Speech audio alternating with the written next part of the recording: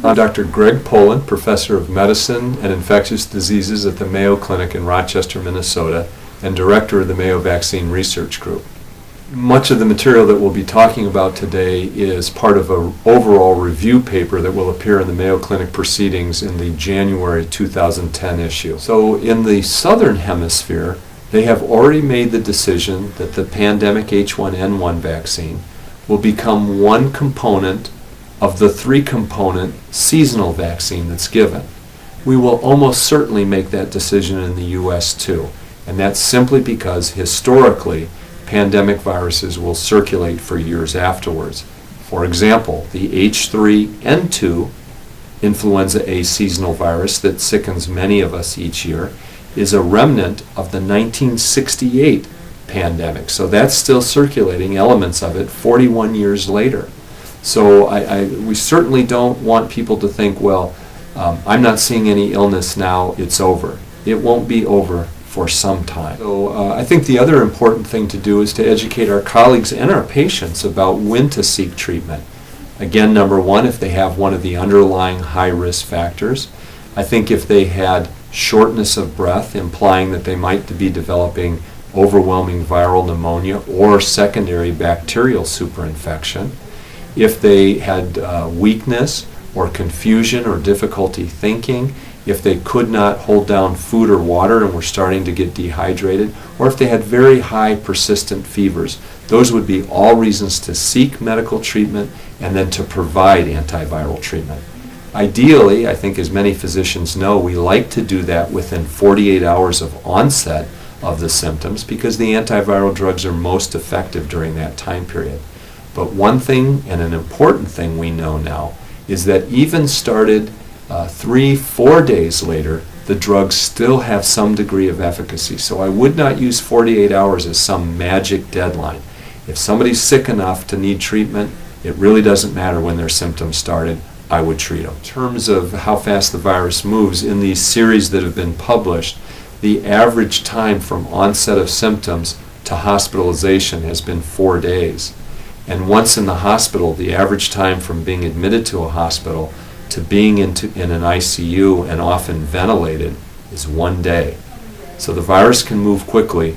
We need to move with just as much alacrity. I think another point that's useful and sometimes confusing is how to dose with these vaccines. For children under the age of 9 who have not previously received seasonal vaccine, they would get 2 doses of seasonal vaccine a month apart. If they're under the age of 10, they also get 2 doses of H1N1 vaccine. So for a segment of the population, full protection is 4 doses of a flu vaccine this year. For children and adults that are over that age, fortunately, the studies have shown that only 1 dose of H1N1 vaccine is required, and evidence for the fact that, particularly in older people, that the virus has, elements of the virus have circulated previously or people have been vaccinated previously, only 1 dose is required and immunity develops within 8 days. So I think it's important to note that there are 2 types of vaccine. There's the inactivated injectable vaccine and there's the nasal spray vaccine, both for seasonal and H1N1 vaccine. So it does get a little confusing.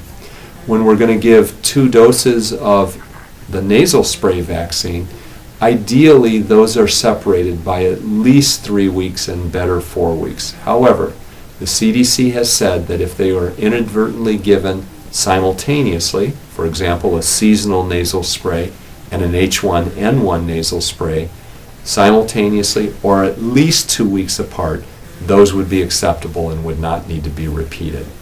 But again, ideally, with the nasal sprays, doses are separated by 4 weeks. With the injectable, the doses of the same preparation, that is H1N1, are separated by 3 to 4 weeks. When you're giving seasonal and H1N1 injectable, they can be given at any interval with each other, just different anatomic sites. One other important point to make is a plea for healthcare workers, anybody with direct patient contact, to get both seasonal and H1N1 vaccines.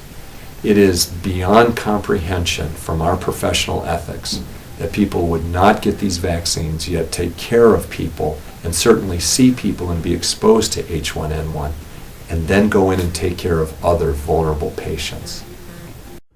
We hope you benefited from this presentation based on the content of Mayo Clinic Proceedings.